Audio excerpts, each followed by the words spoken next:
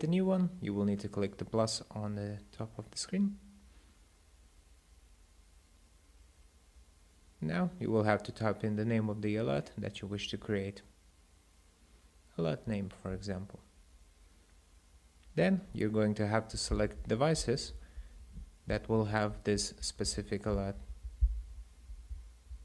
For example, we can select all of the devices and then go into type. These are some of the alerts that already pre-made to create the alerts. First one is overspeed. This is to show the speed being higher than the one described on the field below.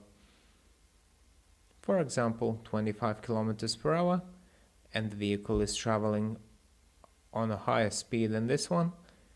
It's going to create an alert and going into stop duration.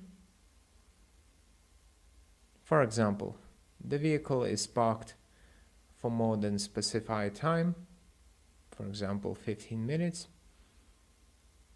it's going to create an alert again. Next one is driver change. This is where an alert is going to be triggered if the driver has changed. For example, if you have a vehicle and you have more than one driver assigned to the vehicle, a list is going to be seen here. As soon as the driver changes, an alert will be created. GPSZEN. Triggered in a case where the object enters a geofence or several geofences. You can select which geofences those are. You can select all of them or neither of them. At least one of them is required to trigger this alert. Same for geofence out. When the vehicle leaves a specified zone or specified zones, an alert is going to be triggered. Geofence in or out, an alert is going to be triggered when the device either enters or leaves a specified zone. Custom events, as spoken before, if you create an alert that is not already in the system, for example a battery alert or tow alert, on the top right side setup, these events will be visible here and here you can select them. Going into the geofencing tab, as you may have already noticed, selecting a specific geofence in or out, the geofence tab is disabled. If you want the geofence to work with a specific alert of geofencing, then you will need to create a custom event and then only go into geofencing, selecting zone in or zone out. You can select one of them or both of them. Schedule. This is a window that we can specify which times the tracker needs to be active. For example, a specific event must only work from 7 in the morning to 8 in the evening. We can select that here. Click on schedule. Click on the day of the week that you want to be active.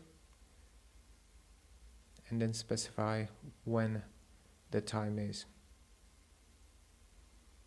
We can select the whole day if we want the device to be sensitive to specific alerts. Also, we have the option to select always, weekend, and so on. Going into notifications, this will show how the alert is triggered once it is activated. By default, it's going to be sound notification in the system, meaning whenever an event occurs that has an alert set up, on the top right side of the screen you're going to see a pop-up window and the notification will come up.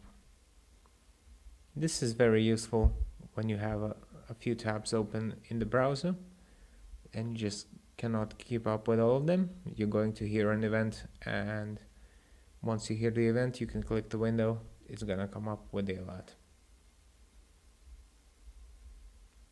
Push notifications are set up to be pushed out to mobile client applications. meaning if you have a mobile client app and you are logged into it, the application will trigger an alert on the mobile device to show you the alert. Another one is email notification. Type in your email and it's going to send you an email once the device creates the alert.